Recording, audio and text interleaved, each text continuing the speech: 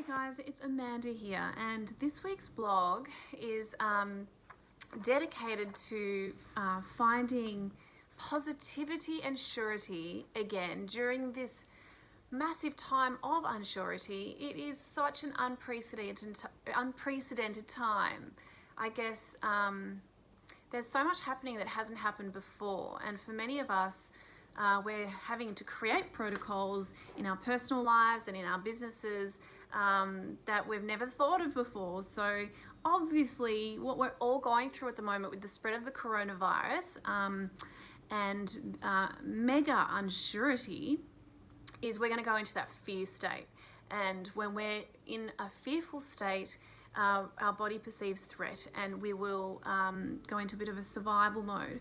And when we're stressed like this, we focus on worst case scenarios, and we are not going to be logical. We're going to be emotional, and it's very important at the moment to stay as logical and as positive and anchored and connected as possible. Because the other thing we do when we're stressed, we go into selfish mode, and we're not inclined to take care of ourselves properly, but most importantly, connecting and remaining connected to the people around us, because we are going to be okay.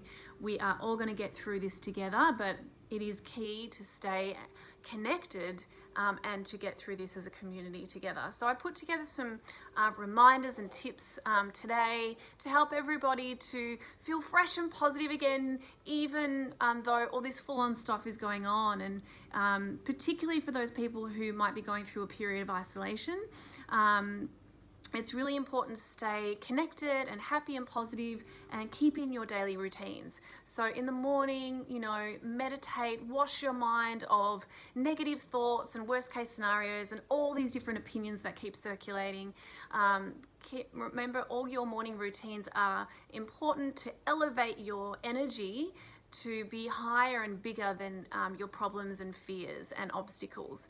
Because it's only when we can elevate higher can we see things from the top of the tower, where you can see a higher, broader perspective, and you're going to be able to problem solve and navigate your way through this time. And it is just a time. We are going to get through this phase. It will pass. It is pretty full on right now, but wash and empty your mind with a meditation, journal as well. So I recommend in the morning, what I do is I journal about my intention, because that helps me to focus on the positive and what I want and what I'm trying to notice more of in my environment by drawing my attention to what my intention is. So writing an intention in the morning is really important like that, because it will help your brain to focus on the positive.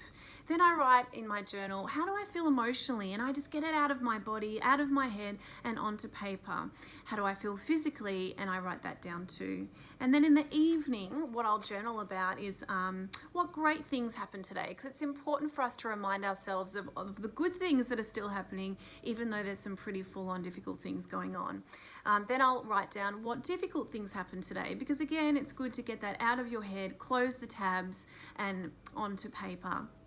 3 things I'm grateful for. I'll write down anything that I'm grateful for in the moment, because it's important to remember that too. And that's going to fire safe mode rather than the survival mode. So really cool tips there for journaling. Another thing that we can do is, not only do we want to stay positive, but we really want to remain resilient and hopeful. So getting into your daily routines is really going to help that. But also remember, the lungs in Chinese medicine are very much about transformation. We want to transform our fear into wisdom. And it is an opportunity for us all to show love and connection, and how we're going to be there for each other during this difficult time. So don't lose hope. Don't get too sad about it all, because that's a very long time as well. So the ability to be able to move forward and breathe in new inspiration and new protocols and new mindsets during this time is what's going to optimize your lung function. Moving is really important. Keep exercising. Don't stop doing that either. I've got a movement, my body book, which is an ebook you can download, which has stretches and exercises that you can do in your very own home. There's loads of apps out there, and we can, it's important to get out there in the sunshine and to keep moving in our environment.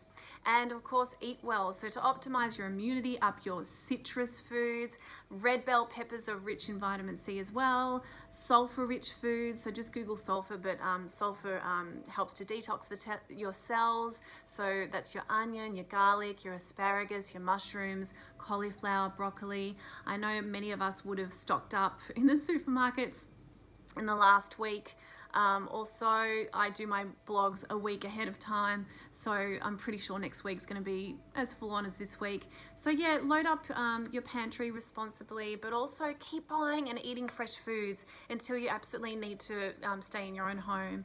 And if you're isolated or you are choosing to spend a lot of time working remotely or in your own home, remain connected. So we have a great technology these days to be able to video and Zoom or Skype, reach out to your friends and family, and remember, share wisdom, not baggage. Don't share too much fear. Talk about how you're feeling, but remember to focus on the positive.